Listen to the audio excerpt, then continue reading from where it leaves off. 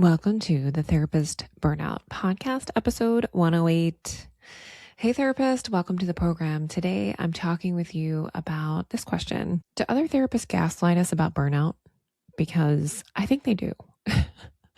I wanted to bring up I'm trying not to put people on Front Street on my podcast. So I'm going to bring up a post that I responded to on some social network that I will not name. And I will not name the person that I talked about because, I just don't think that's a good move to do.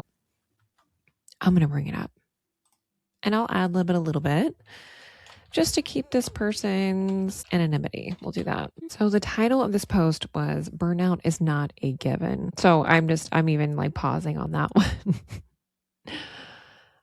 And they're kind of saying that I'm ad-libbing their post, so I'm not going to do word for word. But the biggest lie that they think therapists are told is that burnout is just part of the job and it's not normal to be emotionally depleted every week. They go on to say it's not normal to like dread your caseload, be tracked by your schedule. And many people think they can solve burnout for like a weekend off when they need a more sustainable business model. So to get out of burnout, you need a different business model. So we cannot increase our income by endlessly adding more sessions. And we should look at our business that supports our nervous system, family, creativity, your future, stuff like that. So parts of it I totally agree with. We should not accept burnout as a given in our life. We should not accept that this is the way we have to live. However, I think for many therapists, by telling us for some reason, if you've burnt out, it's kind of a you problem. I think that's the languaging that we get. Like, why do we just believe that burnout is inevitable in our field? We need to find different ways to work. I agree with all of that. I think we shouldn't accept burnout, but many of us arrive to burnout. The research is pretty clear on this, is that therapists a lot of times arrive to burnout after they are burnt. Not burned out, not burning out, not like I'm kind of crispy. No, like I came to burnout in total surrender with severe mental health symptoms. I came to it needing burnout recovery, and many of us are there. So if you're probably listening to this podcast, I mean, maybe you're getting crispy, maybe some of that is happening, but many people come to burnout burnt by the work itself. And so I responded to this post and my comment back was, I think that some of us will face burnout, compassion fatigue, or vicarious traumatization, that they need recovery despite their business model due to trauma exposure. As someone who left the work due to vicarious trauma, which I've talked about so much on this podcast, and different bouts of vicarious trauma, whose life work has been in burnout recovery, essentially, looking back, some of us are burnt by it. I want to normalize that it's okay if you need help. Full stop. It's okay if you need help. Sometimes continuing in whatever business model you're in, someone else's business model, your own business model. I closed my practice because I didn't want to burn out. I didn't want burnout to be my life either. So that's why I closed my practice. And I'm grateful, carrying on. Today, I'm grateful I did and now work very part-time as a therapist again. However, I'm not sure if I could go back to full-time therapy work. I don't know if I'll add more clients beyond my 2 clients that I have. And I share today my business model is part-time therapy, consultation, and doing evaluation work as a psychologist. I had to burn it down to find my path to something more sustainable. It wasn't a beautiful package that I found that worked for me. I tried a lot of things and changed my business model in private practice.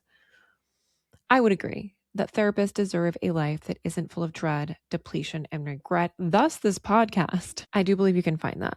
I am glad to be on the other side, but man, it was hard being in the messy middle. Burnout shouldn't be part of the job times 100, times 1,000, times 1 million. It should not be part of your job. But yet we are socialized in this field to accept that reality. We see people burnt out, giving more than they can give time and time again. And so it's modeled to us that this is normal.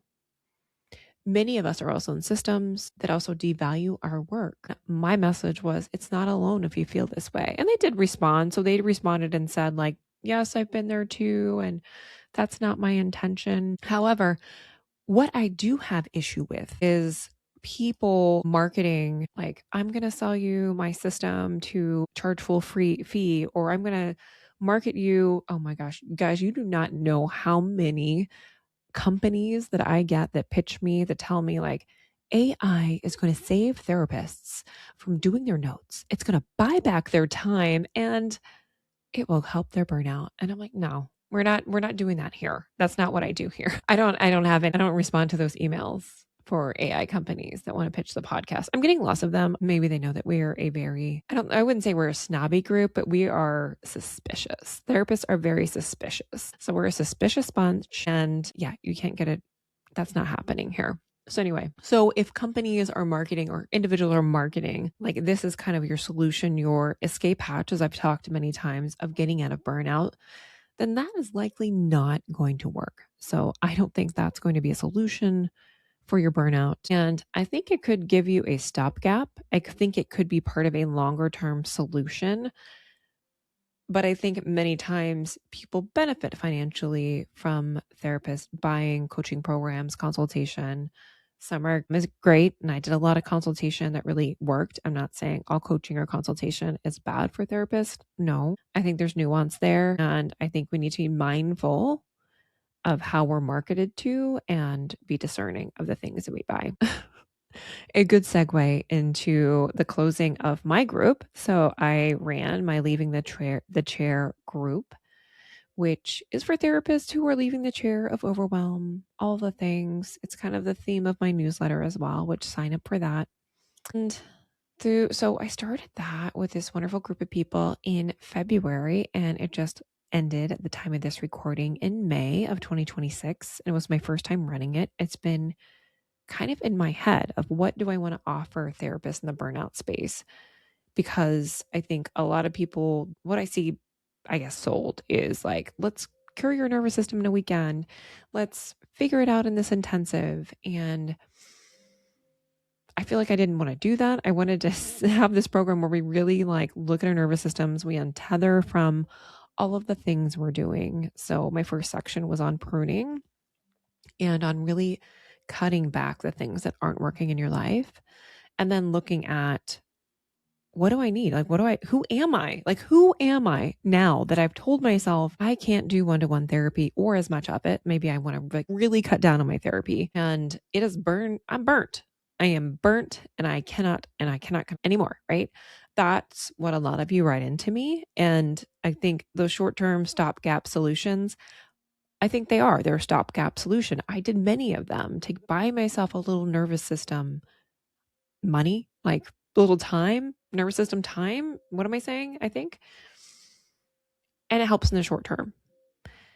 But I really think at the core of what a therapist needs to do is figure out who am I now and what do I value and what's important in my life.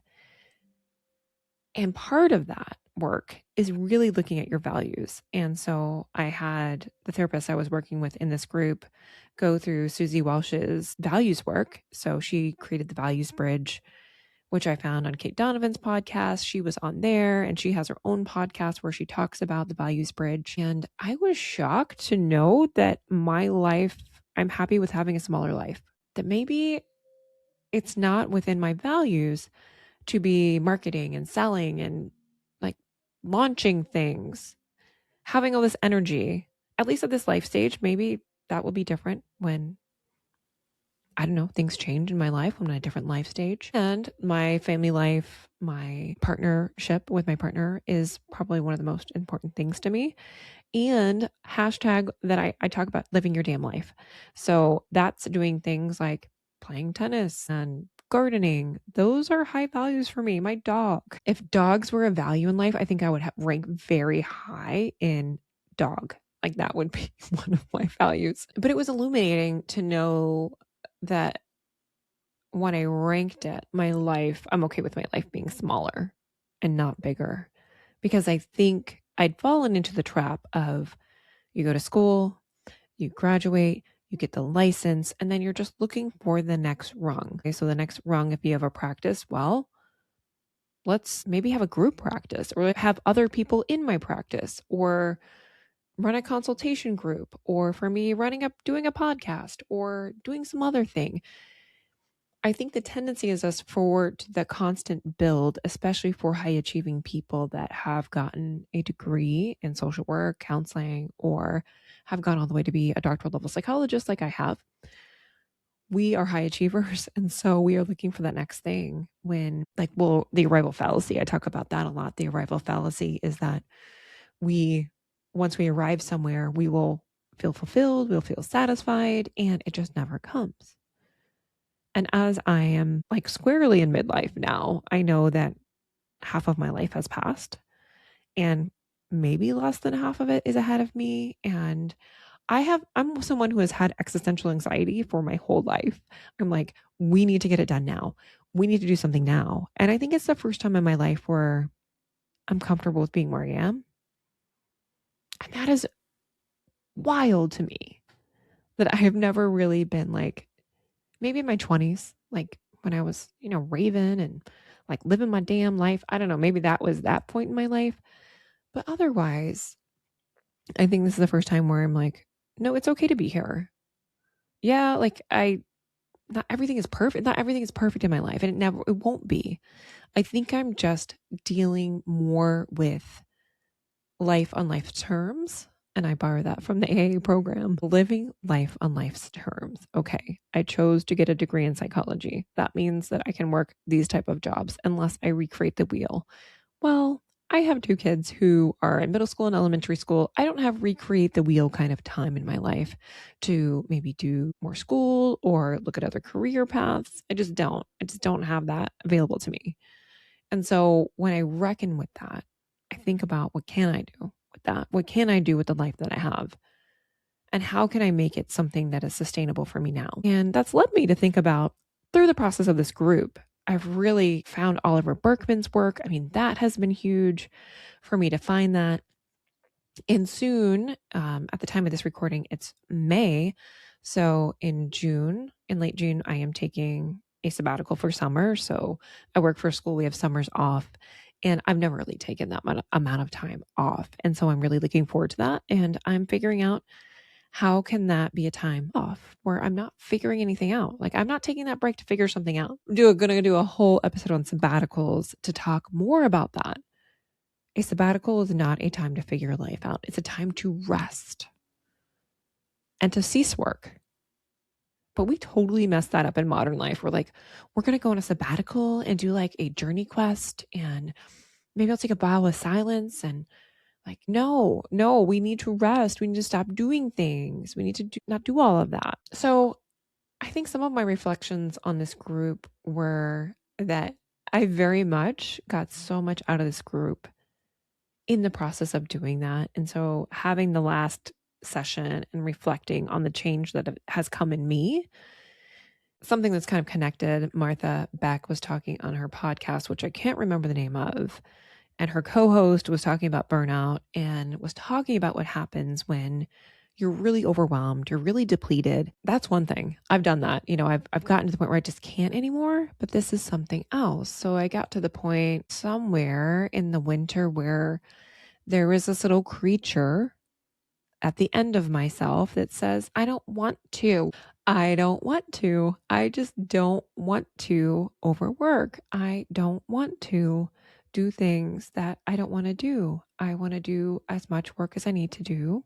And I do a good job and I'm thorough and I still overthink it. Yes, all of that is true. And I still don't want to. I still don't want to. And I don't know, maybe other authors have talked about this experience of the I don't wannas. I think of like my teenage self when I just don't want to do work and I just want to play. And I think it's a good thing. I think it's a good thing that I want to play, that I want to create, that I want to do other things. And part of my work with therapists is to think about the change that needs to happen in their whole life. How do they become a whole person again? How do they find rest again? How do they find play again? How do they find what's important to them now? And so changes I'd really been focused on, I would say, in the initial phases of of this podcast. How do I help therapists make career changes? What can they do? And I've done episodes on that, like other things you can do that can be helpful, but also how can you make the changes in your whole life? They're going to help you feel like it's a life worth living, that you want to get up every morning, that you're looking forward to something, that you have activities to plan. And so I saw that journey with two people where work was part of it. Yes, the work of being a therapist was part of it. We made changes to that side of things for them. They did. I helped them. I facilitated the group where they made these changes. Just had some tools, little suggestions, things in there. And I really encouraged them to think about their whole life like a hobby. Do you know what a hobby is, by the way? I looked at a definition. It's something that doesn't make you money. Hobby doesn't make any money. I have confused that in my life. So tennis is a hobby. I stopped teaching fitness classes during the course of this group, and that was really good. And like a lot of body image stuff came up for me. Like, am I going to gain weight? Am I going to, which is stuff that's just ongoing. You know, how women are socialized to be a certain aesthetic look. All of that came up because I don't want to. I don't want to like spend 2 hours and teach a class where I'm not really enjoying it, and it's not my hobby. It was like a job. I make like $25 an hour with that. And that's good money. That's great if that's your career, but it's not something I want to do. It's not something I do for my job. And so I help people think about that. Like, how can we actually make your life more enjoyable? Let's dig into that. Dig in because that's where actually we find the play, the creativity. That's where change comes from. That's where my change came from. Like being with my dog, being in my garden, playing tennis, being with my tennis friends, being with my family, really enjoying myself with my family on vacation, being present, those types of things. And being totally present isn't the goal because you're human, by the way. So it's not like I just need to be more present. It's not possibly totally present, but to be more present in your life, show up more for your life. So I just wanted to talk a little bit about like what I've learned from that group. And I don't know what the future of that group is. I feel like I want to run it again just because it was so good. I don't have a timetable on that. Maybe late fall, maybe winter. I still have that practice closure course that I developed. Not sure where that's going either. And so I'm going to take some time and figure that out in the fall when I come back from my rest, where I'm resting and playing and living my life because that's what most of us need. We need rest, we need play, we need connection. All of that is so important. So I will leave you with that. The newsletter is still going on. I'm putting together some things for maybe July for you guys, and then we'll think about some archival episodes. I might see if my friend can give me the audio from one of his podcasts I was on. That would be great. And load up the podcast player for you so you have a little bit of me when I'm resting. And yeah, so sign up for the newsletter and you'll be the first for when things do happen. If you want to hear about this group or hear about the things that I do want to offer in the future. Okay. Have a good one.